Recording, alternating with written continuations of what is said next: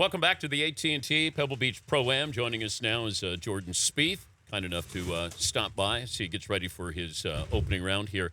If your friends want to go golfing on the weekends, can you go golfing with your friends on the weekend and have fun and relax? Yeah, I can. You know, a lot of weekends where I'm leaving that Sunday or Monday to go to a tournament, so I'm normally working with my coach or something like that. But when we get weekends off or a 2-week break, it's a lot of fun. I like going out and messing around, and I've got friends that are pretty good. I've got friends that have to have a six-pack and just to get through the day. So I like either way. I mean, I like playing with them either way. It's fun. I normally don't. I'm not as serious. I can dial it back and just hit some shots and have fun, but it's kind of few and far between. I like to get away from the game normally when I'm taking days off. What would you do on a day off to get away from golf?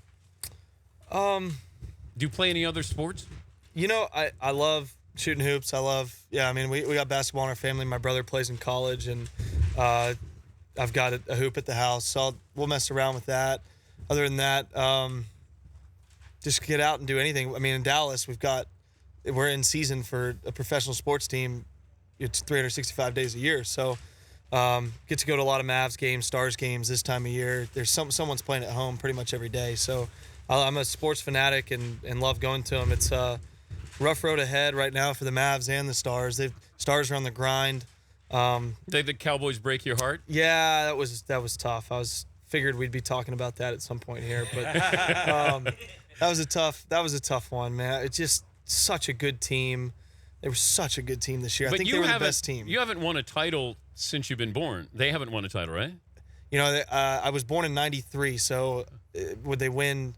I get them confused because the Super Bowl's played in the new year. I think they won in the year '96 for the '95 season. Is that right? Is that right? And then '93 as well. Okay. 4 and 3. So I mean, I wouldn't remember it. My dad took me to games those years, but. Don't remember anything. He's a Broncos fan, but it was nice of him to raise me as a Cowboys fan. What if Dak Prescott calls and says, "Can you help me with my golf game?" Oh, absolutely. It'd be a lot of fun, yeah. I mean, he stepped up to the plate this year and delivered. It was fun. It was cool. And Zeke, too. Those guys were just having fun. I mean, they were laughing on the sidelines together, smiling, and you like to see that. Obviously, you want the intensity of Brady when it's time to be intense, but you like seeing those guys, kind of rookies, having fun. The biggest stage in sports. But do you take anything from that? Because golf is singular. You're your own team. But to try to enjoy the moment, how tough is it to enjoy a moment when there's so much pressure attached to it? Yeah, and golf's so frustrating too because going into the day that you're going to have some bad swings, and it can't be perfect. I mean, there's no chance. Even your best rounds, you hit a couple shots or a couple putts you didn't mean to hit. So it can be. It can be very frustrating, but yeah, I can definitely watch other athletes at the top level on the biggest stages, and when they're so composed, and fortunately now I have a chance to talk to a lot of these athletes. I've had relationships with a lot of these guys and feel very fortunate for that because that's when you really pick their brain. What are they thinking about? What's their visualization like? How do they get over, TB12 throws a pick 6 and they go down, 21-0. What was he sitting there? Praying about, what was his visualization for the rest of the game. I'll have that opportunity to ask him because we get that all the time on a golf course in a 4.5-hour round. So definitely take a lot off those guys, trying to have more fun. Talking to Jordan Spieth, what kind of conversations do you have with Brady? We did a cool deal. We're both Under Armour athletes, so we did a cool kind of one-on-one take. Actually, like 3 years ago. It was before I think I had one win on tour, and he was kind of getting ready to try and win. A couple more Super Bowls in his opinion, which he ended up doing. But this was prior to even 2 years ago. And just a lot of mentorship about, success early on in a career. He was in his early 20s and wins 3 Super Bowls. And how do you sustain that? How do you keep setting goals? How do you keep trying to get better and dissect the statistics in order to pick apart what to work on day to day? And it was a lot of that, a lot of mental stuff. He's just... what an incredible athlete, deemed the greatest of all time in his sport. And this week I'm actually playing with another that's the greatest of all time in his sport, and that's Wayne Gretzky. So just being around these athletes after just being a fanatic myself, you got to kind of pinch yourself here and there. It's pretty cool. Who makes you nervous? I played with W. I played with 43. He made me nervous. He made me nervous until he just started cracking jokes on the course. It calmed down. Secret Service? Yeah, Secret Service was out. Did they help we him played with- a few times. No, they didn't help him. Honestly, he plays so fast. He gets to his ball before the Secret Service could even get there.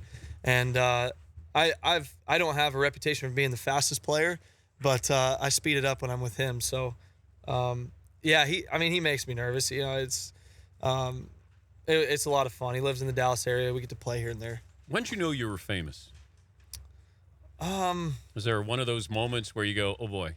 You know, the Masters in 15, just being the Masters, that's when you start going to restaurants in New York, or you start going to restaurants in, you know, Orange City, Iowa, or wherever. Either place, you then get recognized. You know, you can see the double take, and if I'm not wearing a hat, you know, people, it's always kind of, is that him? He looks like.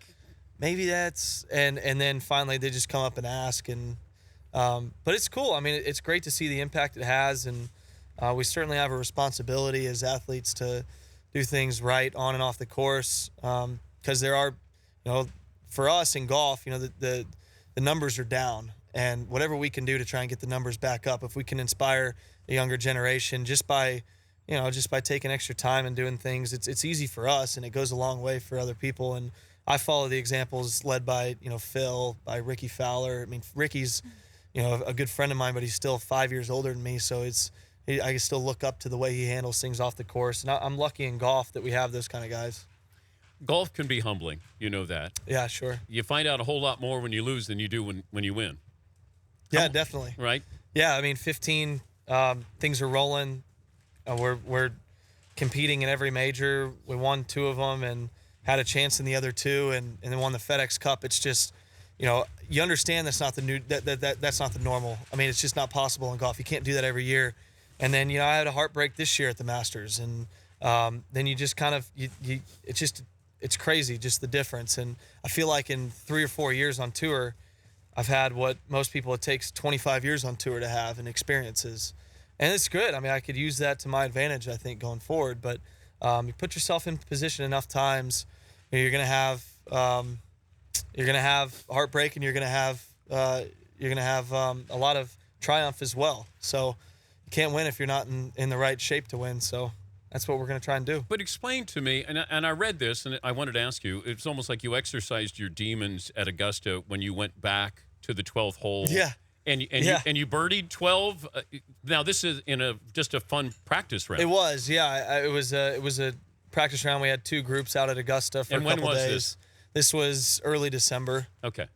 Probably, yeah, second week of December, and we went down 10, and you know, then we went down 11. We're coming up, and you can see 12 tee boxes. The last time I was there was the Masters, and I got on the tee, and I could feel the nerves. You know, I shouldn't feel nervous if I'm just playing, but I felt it, because I'm like, you know what?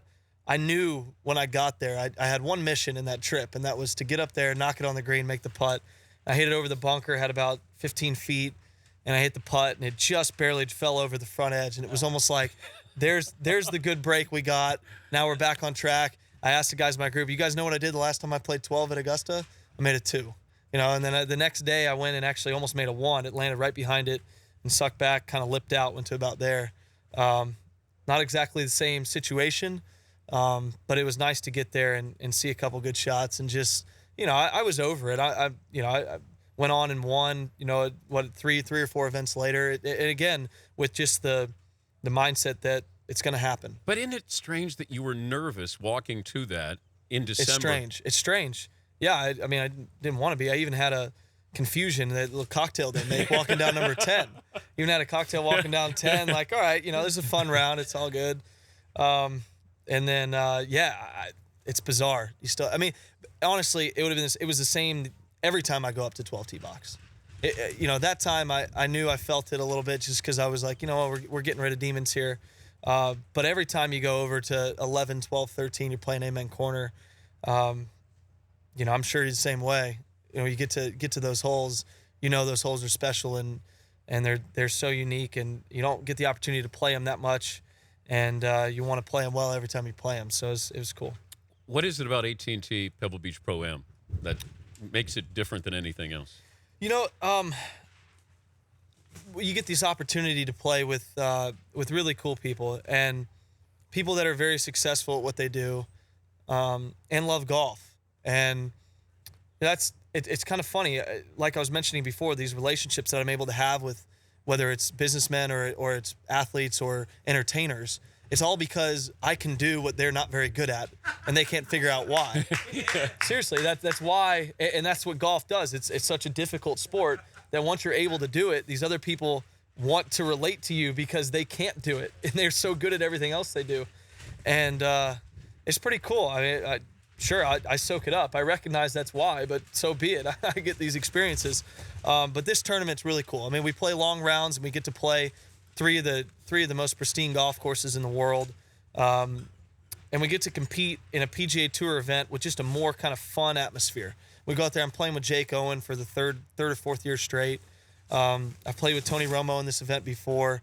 And these guys, I mean, they're good at golf, but they're out there having fun. They're asking you questions about, how you're feeling on, when you're in contention, like, hey, are you nervous right now or whatever? It's like, yeah, normally people don't ask you that in the process, but thanks for asking. But yeah, sure, I'm feeling a little bit, but they're, yeah, it's just awesome. It's, you get to hit balls on the range next to Aaron Rodgers, and Peyton's on the other side, Ray Romano, and guys are cracking jokes, and you see, you just see a lot of cool things going on. It was embarrassing. I played here 20 years ago, and I'm putting. That's embarrassing, or no? That I'm putting range ball. I'm putting range balls in my pocket because they were Titleist, and I'm going, these are Titleist here. Tin Cup. Yeah. So I got Jack Nicklaus and Nick Faldo. He's a new Titleist. Jack Nicklaus and Nick Faldo on, bookending me, and they're watching me putting golf balls in my bag, and I'm going, are you kidding me?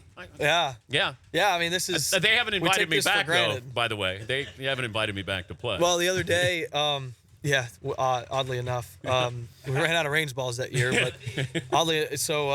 the other day I was hitting balls, and I play a red Titleist, a Pro V1X, and I was hitting balls, and I was hitting all blacks, and I was like, Michael, did you grab the wrong bag? And then I thought about that for a second. I'm like, how high maintenance have I gotten out here that I'm sitting there going, we got the wrong brand new golf balls that we're hitting on the range.